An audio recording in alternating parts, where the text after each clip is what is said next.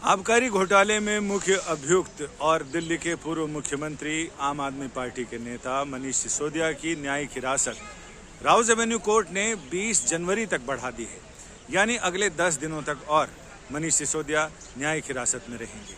उनकी जमानत अर्जी पर सुप्रीम कोर्ट में उनकी जमानत अर्जी पर सुनवाई हुई थी, लेकिन कोर्ट ने ये कहा था कि उन्हें नियमित जमानत के लिए अभी मार्च तक इंतजार करना पड़ेगा, क्योंकि 3 महीने का समय दिया था। उन्होंने कहा था कि अगर 3 महीने में ट्रायल सही रफ्तार में आगे नहीं बढ़ा, और तब भी आपकी दलील के मुताबिक ये कि ट्रायल आगे नहीं बढ़ रहा है, बहुत धीमी रफ्तार से चल रहा है, तो फिर आप फिर से एक फ्रेश एप्लीकेशन लगाने की आपको इजाज़त रहेगी। आप फ्रेश एप्लीकेशन लगा सकते हैं और अपनी नियमित जमानत के लिए दावा कर सकते हैं। तो ऐसे में अब मनीष सिसोदिया फिलहाल 20 जनवरी को उनकी जमानत अर्जी पर सुनवाई होगी, तब तक वो न्यायिक हिरासत में ही रहेंगे। और साथ ही मनीष सिसोदिया पिछले साल फरवरी में उन्हें गिरफ्तार किया गया था।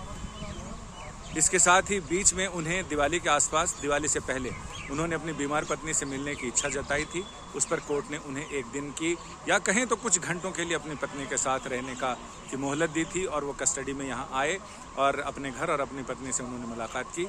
इसके बाद अब तो उम्मीद सिर्फ 20 जनवरी पर है, जिसमें 10 दिन की न्यायिक हिरासत उनकी बढ़ाई गई है, और 10 जनवरी को उनकी न्यायिक हिरासत खत्म हो रही थी, 10 दिन के लिए आगे बढ़ा दी गई है।